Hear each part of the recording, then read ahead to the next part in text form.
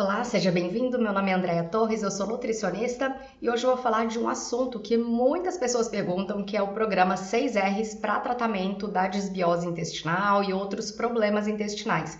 Então, esse programa recebe esse nome, 6Rs, porque são 6 passos e cada palavra começa com R, como remover, reparar, restabelecer.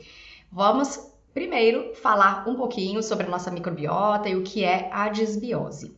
Dentro do nosso corpo existem bactérias, fora do nosso corpo também, na nossa pele, nas nossas mucosas, na nossa boca, mas a maior quantidade de bactérias que nós temos é no trato digestivo, especificamente no intestino, e uma quantidade maior ainda de bactérias no intestino grosso. Essa colonização por bactérias e outros micro-organismos vai mudando ao longo da vida. Então, enquanto estamos dentro da barriga da mãe, possuímos uma quantidade muito limitada de bactérias nos colonizando e conforme nascemos, crescemos e vamos tendo contato com vários elementos da natureza, nossa microbiota vai se modificando. Sendo que quanto mais diversa é essa nossa microbiota, mais saudável geralmente ela é, e isso reflete também na nossa saúde geral. É comum que ao envelhecermos a nossa microbiota vá se modificando de forma mais negativa.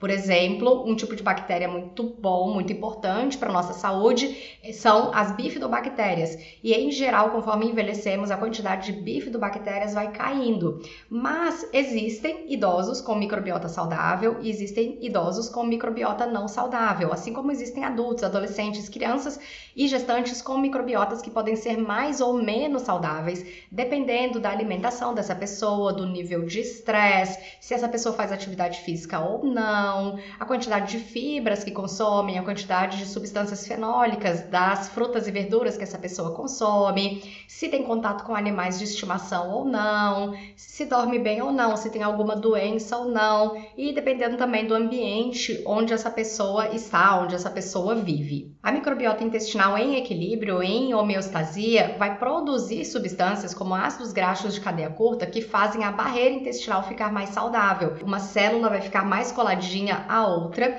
e, além disso, essas bactérias começam a produzir substâncias que acidificam o meio e que são importantes também para o nosso organismo. Quanto mais saudável essa microbiota intestinal, maior também a facilidade que a gente tem de regular os nossos níveis de colesterol, os nossos níveis de triglicerídeos, os nossos níveis de insulina, de açúcar no sangue, de hormônios que afetam a nossa saciedade, que afetam a nossa fome. E quanto mais saudável é essa microbiota, menor é a translocação, menor é a passagem de partes dessas bactérias para a corrente sanguínea. Essas partes de bactérias nós chamamos de LPS ou lipopolissacarídeos bacterianos, e com isso menor é a inflamação também do nosso corpo, o que contribui para o controle do peso, para a redução do risco de obesidade, redução da circunferência da cintura, melhoria dos níveis de lipídios no sangue, menor inflamação, menor resistência insulínica, ajuda também a regular a pressão. Agora, para termos uma microbiota saudável, precisamos controlar os nossos níveis de estresse, precisamos controlar o tipo de alimento que nós consumimos, a nossa ansiedade, precisamos ter um ótimo consumo de frutas e verduras, precisamos dormir bem, precisamos praticar atividade física.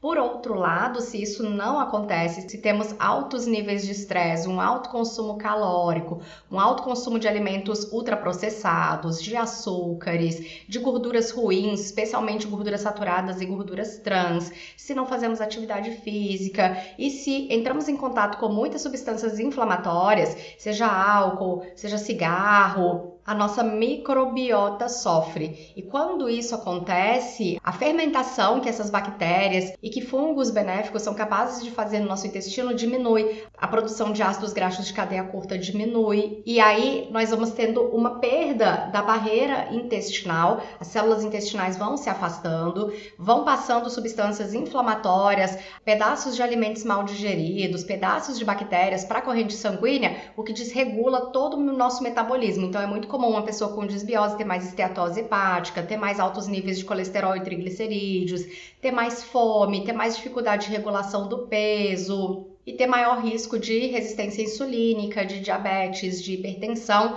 e de alguns tipos de demência também. Então, várias doenças crônicas estão relacionadas com um estilo de vida não promotor da saúde. Dentre as questões de saúde que nos preocupam, são as questões de saúde mais comuns na população, que se desenvolvem lentamente e que depois são difíceis de tratar, como obesidade, diabetes, esteatose hepática não alcoólica, dependendo do grau, as próprias doenças cardiovasculares, doenças autoimunes, doenças neurológicas, e geralmente existem gatilhos para essas doenças. Então, além da nossa questão genética, algo pode acordar genes que se comportam de forma inadequada, que se comportam de forma ruim para a nossa saúde. Então, a própria resistência insulínica, a inflamação de baixo grau, o estresse oxidativo, uma alta produção de radicais livres, a desbiose intestinal, claro, o estresse emocional, a desregulação do ciclo circadiano, tudo isso pode servir de gatilho para o intestino alterado, para mais inflamação e para uma série de doenças crônicas.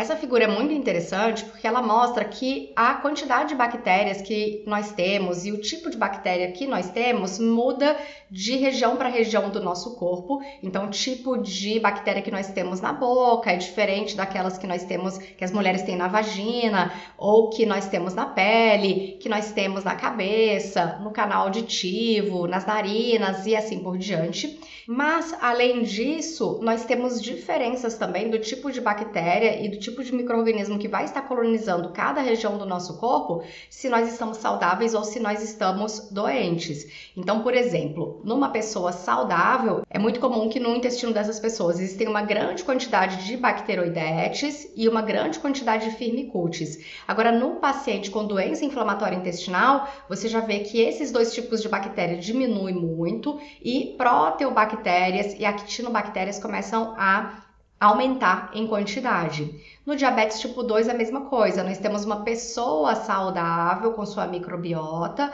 e uma pessoa com diabetes em que a quantidade de firmicutes diminui muito e a quantidade de bacteroidetes aumenta. Um paciente com enterocolite necrotizante, ele vai ter uma quantidade absurda de proteobactérias e muito pequenininha de firmicutes.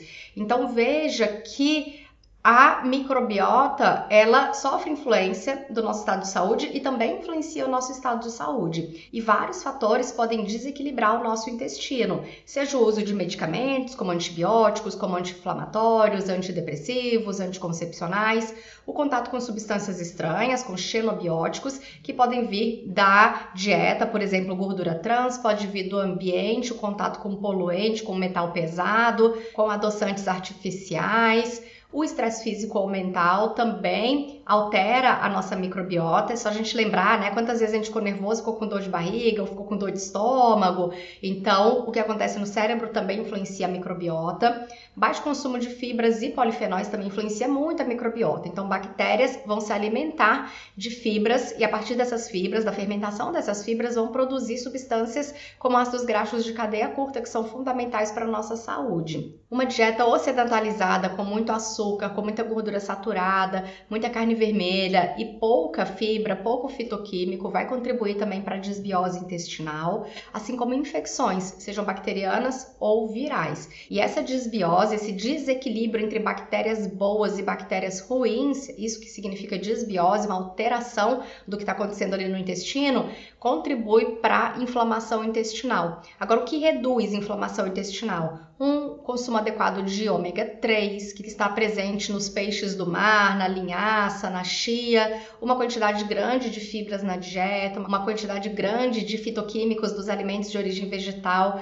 Os fitoquímicos dão a cor aos alimentos, alguns sabores também aos alimentos. Quanto mais colorida, mais variada a sua alimentação, mais você vai estar consumindo substâncias capazes de manter o seu intestino menos inflamado. Já para algumas pessoas, dependendo da genética, glúten pode ser um fator inflamatório adicional para o intestino, assim como laticínios, assim como sal em excesso. E aí, quais são as consequências dessa desbiose? Essa inflamação intestinal contribui para doenças inflamatórias intestinais.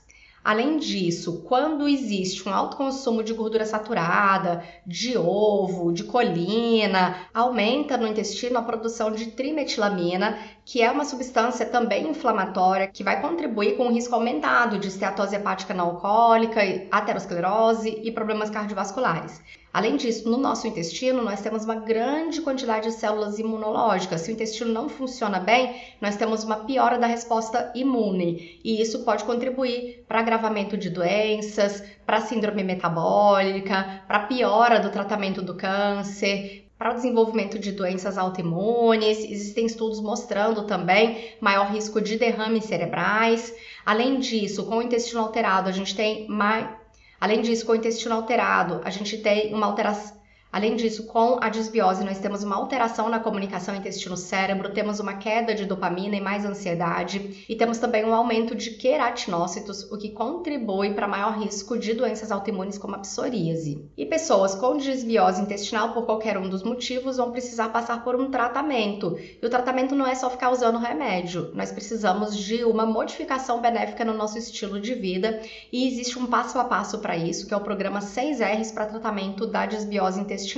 Então, os R's são remoção, reparo, restabelecimento, reinoculação, reequilíbrio e reavaliação do paciente. Vamos ver esse passo a passo. O primeiro passo é a remoção. Precisamos remover organismos patogênicos como leveduras, parasitas ou bactérias nocivas ou mesmo vírus nocivos.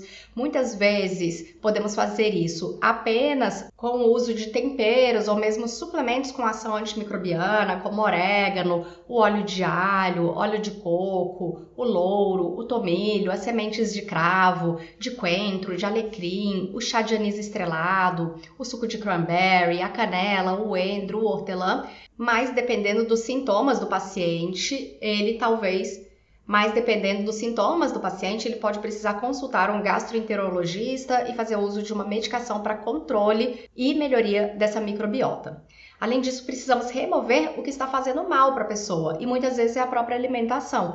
Então, existem pessoas que têm uma resposta imune exacerbada quando entram em contato com determinados componentes da dieta. E dependendo da genética da pessoa, pode ser contato com glúten, então qualquer alimento que tenha cevada, trigo, centeio tem que ser retirado. Dependendo da genética da pessoa, pode ser uma reação ao consumo de laticínios, pode ser uma reação ao consumo de alimentos ultraprocessados, açúcar, amendoim, soja, mesmo ovo, álcool. Então, precisamos identificar o que está fazendo mal para a pessoa e começar a eliminar também, pelo menos por um período. A pessoa deve evitar ao máximo o consumo de alimentos ultraprocessados embalados. É muito comum que substâncias dos plásticos como bisfenol, fitalato, podem passar para o alimento e chegar ao nosso organismo, e os fitalatos e o bisfenol desorganizam o nosso metabolismo, não só intestinal, mas também endócrino. Tem pessoas que desenvolvem problemas de tireoide, tem pessoas que não conseguem engravidar por conta desse contato exacerbado com alimentos embalados em plástico. Então, diminuir tudo que vem embalado, todos os alimentos ultraprocessados, e diminuir também o consumo de alimentos fritos e torrados. Um segundo passo é o reparo da mucosa. Então, você tirou o que não está fazendo bem e a mucosa está com as células todas afastadas, existe uma grande permeabilidade intestinal, e agora você quer reparar essa mucosa para que o intestino tenha uma capacidade de filtrar o que deve ser absorvido e o que não deve melhor.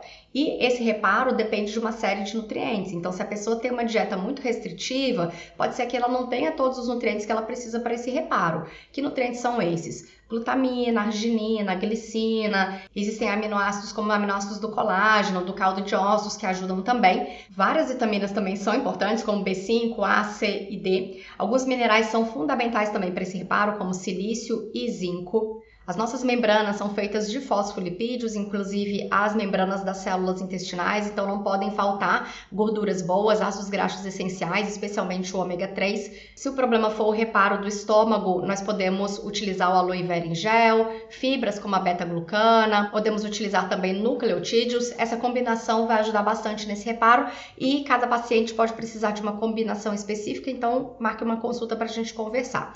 Agora, alguns cuidados. Por exemplo, pacientes com câncer não devem estar utilizando glutamina durante o tratamento. A glutamina, ela favorece a multiplicação de células.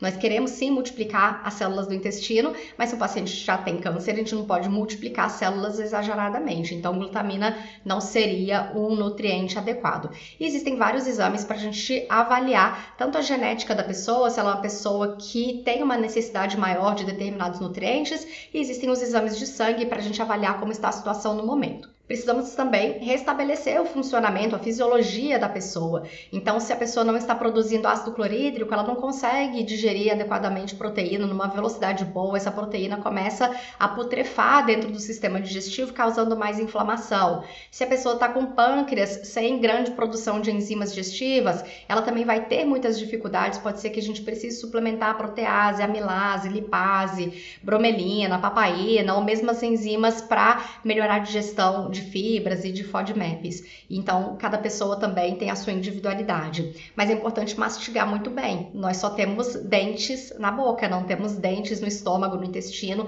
Então, se você não mastiga, é difícil também você dar um repouso para o seu sistema digestivo. Ele vai estar sempre sofrendo para fazer a digestão. E você pode também melhorar a digestão proteica, melhorando a acidez gástrica e intestinal. Não só suplementando betaína HCl, mas você pode também usar suco de limão nos seus alimentos ou consumir vinagre de maçã antes das refeições para melhorar essa acidez. Existem pessoas que sentem-se bem consumindo frutas após as refeições, nem todo mundo sente-se bem, mas se você sente-se bem, você pode escolher frutas que são ricas em enzimas e que ajudam também na digestão, como abacaxi, que contém bromelina, como mamão, que contém papaina, etc. Outras boas opções são figo e kiwi. Agora, tem gente que precisa mesmo de fazer jejum para dar repouso para o intestino se recuperar. Então, o jejum pode ser uma boa estratégia para algumas pessoas. Converse também, de novo, com o nutricionista durante a consulta. E esses 3 primeiros passos, remoção, reparo e restabelecimento, costumam ser feitos ao mesmo tempo. Então, às vezes, vocês veem até eles em alguns artigos em ordem invertida. Não tem problema. Em geral, a gente vai começar tudo ao mesmo tempo. E aí, depois a gente vai fazer, depois desses 3 passos, a reinoculação. Então, vamos reinocular bactérias boas, principalmente, ou algumas leveduras boas para tentar reequilibrar essa microbiota e para aumentar a diversidade também de micro-organismos adequados no seu trato digestivo. Agora, não adianta reinocular, comprar o melhor probiótico, mais caro, se você não está retirando o que está te fazendo mal. Não vai resolver. Ou se você não está consumindo fibras adequadamente e polifenóis adequadamente, porque esses micro-organismos dependem de uma dieta adequada para eles sobreviverem no seu intestino. E você também pode manter uma microbiota boa consumindo alimentos fermentados, como chucrute, como kefir, que é o meu favorito. Existe muito estudo com o kefir e uma boa microbiota e redução da neuroinflamação, melhoria inclusive no tratamento de pacientes com demência. Então, pacientes, por exemplo, tomando inibidores da acetilcolinesterase para melhorar a memória, eles têm um efeito muito melhor quando a pessoa também está consumindo kefir, quando ela tem uma microbiota adequada. Mas existem outros alimentos também que ajudam nessa melhoria da microbiota, como o natto, que é a soja fermentada, e o kimchi, que são os vegetais fermentados estilo coreano. Nós vimos que várias outras questões também podem desequilibrar a microbiota. Então, você tem que, na verdade, reequilibrar todo o seu estilo de vida, não só a dieta, mas você tem que dormir bem, se movimentar, fazer atividade física moderada, uma atividade física que você goste, mas que você consiga manter ao longo do tempo e principalmente, que é o que pega para a maioria das pessoas, é reduzir estresse e ansiedade. Então, a estratégia que funcionar para você pode ser yoga, pode ser meditação, pode ser caminhada, fazer terapia, pode mudar de trabalho, pode precisar se divorciar, pode precisar casar, enfim, cada pessoa é diferente, tem uma rotina diferente, mas precisa fazer um ajuste e pensar realmente o que está acontecendo para poder reduzir esse estresse e ansiedade. E claro, precisamos reavaliar e ver o que deu certo, o que não deu certo, o que pode melhorar. Então, você tirou glúten, por exemplo, por 1 mês, será que já dá para reintroduzir? Quando reintroduziu, aconteceu o quê? Os sintomas pioraram ou não? Você ficou bem? Dá para voltar a comer? Não dá para voltar a comer? E o ovo? E o leite? Então, precisamos ir reavaliando. Existem as reavaliações também da questão inflamatória, existem os exames de sangue e existem também os exames para avaliação do perfil nutricional, se aquela suplementação levou a um aumento da concentração de vitaminas e minerais na corrente sanguínea, ou se ainda precisamos suplementar em quantidades maiores ou por mais tempo. E existem também os estudos metagenômicos de avaliação da sua microbiota intestinal. Então, você vai fornecer uma amostra de fezes e vamos avaliar que tipo de bactérias, que tipo de leveduras existem ali e se já está uma composição mais adequada para a sua saúde ou se não, se ainda precisamos modular essa microbiota, tá bom? Então, esse é o tratamento 6Rs. Eu falo muito mais desse passo a passo e de suplementos para cada etapa também no meu curso de modulação intestinal.